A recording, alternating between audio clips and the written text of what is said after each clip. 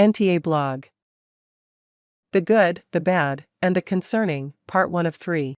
The IRS responds to TAS's most serious problem recommendations. Each year, I submit the National Taxpayer Advocate annual report to Congress, with recommendations for administrative actions the IRS can take to resolve the most serious problems encountered by taxpayers. The IRS is statutorily required to respond to our recommendations, and while most of its responses are good, some are bad, and some concerning. Of the 78 recommendations I made in the 2023 annual report to Congress, the IRS adopted 63 in full or in part. I am very appreciative of the IRS's efforts to incorporate TAS's recommendations on behalf of taxpayers. In its responses to the recommendations, the IRS has outlined several exciting, anticipated technology, policy, and procedural improvements that should lead to a better taxpayer experience and the protection of important taxpayer rights.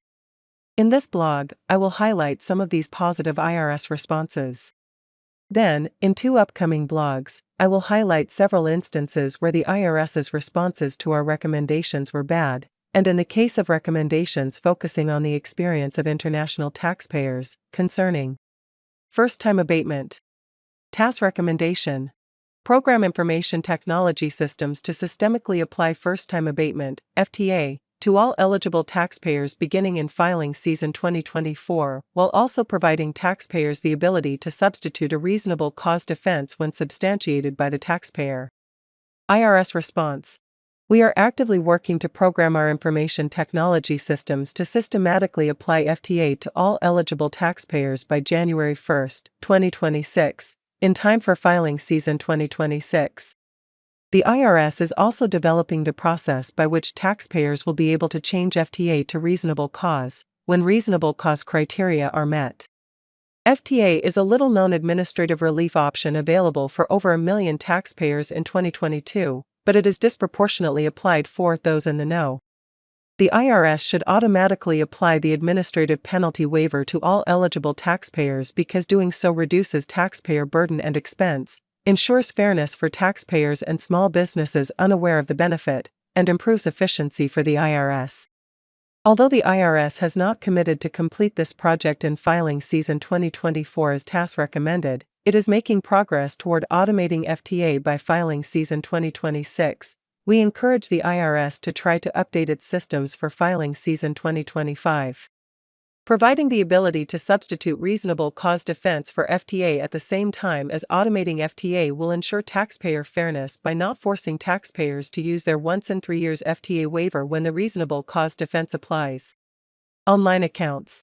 TAS recommendation. Add increased capabilities and functionality to individual online accounts, IOLAs, including the ability to track submissions through the entire process, submit offers in compromise online, and calculate payoffs for any balances due, to provide individuals with robust self-service options available at the convenience of the taxpayer. IRS response. While we do not yet have the functionality to allow users to track submissions through the entire process as recommended, we are tentatively planning to develop and deploy numerous IOLA enhancements to support transparency.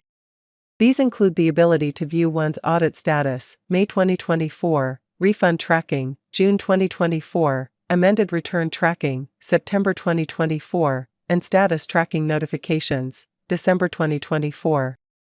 In addition, we are planning to develop and deploy IOLA functionality allowing taxpayers to submit an offer in compromise, OIC, online.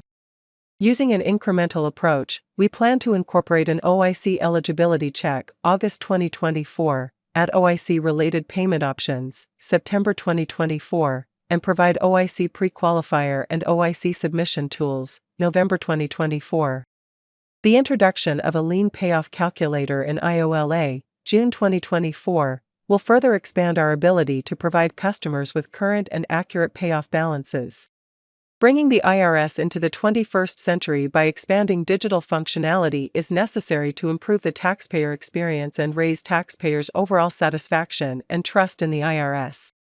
Therefore, it is a positive development that the IRS is working toward expanding the capabilities and functionalities available within IOLAs.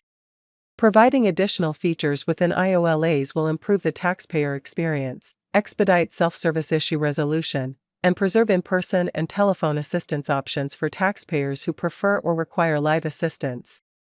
I am also eager to see the IRS build increased functionality for business and tax pro online accounts. Providing taxpayers and practitioners with robust online service options is key to building better service and transparency, with the goal of increasing compliance and freeing up resources to assist taxpayers who need in-person or telephone assistance. International and overseas taxpayer issues. TAS recommendation: revise Notice 97-34 or issue guidance to make the administrative $100,000 threshold subject to the same inflation adjustments as the $10,000 threshold set forth in IRC Section 6039F. IRS response: the IRS, with IRS Chief Counsel and the Department of Treasury, agree with the TAS recommendation and are working on proposed regulations under IRC Section 6039F. Reg 124850-08 and RIN 1545-BI04, which, when finalized, will fully implement the recommendation. The NPRM is anticipated to be published by end of 2024.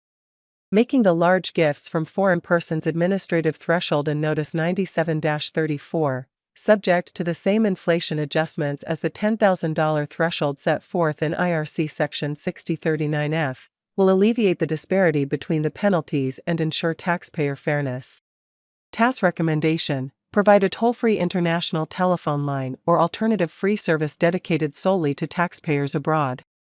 IRS response: we agree to explore the feasibility of adding chatbot and live chat services dedicated to issues unique to international taxpayers, and provide an update by September 30, 2024. The update will include a plan of implementing feasible options. The IRS has established interactive chatbot services that provide procedural and tax law assistance.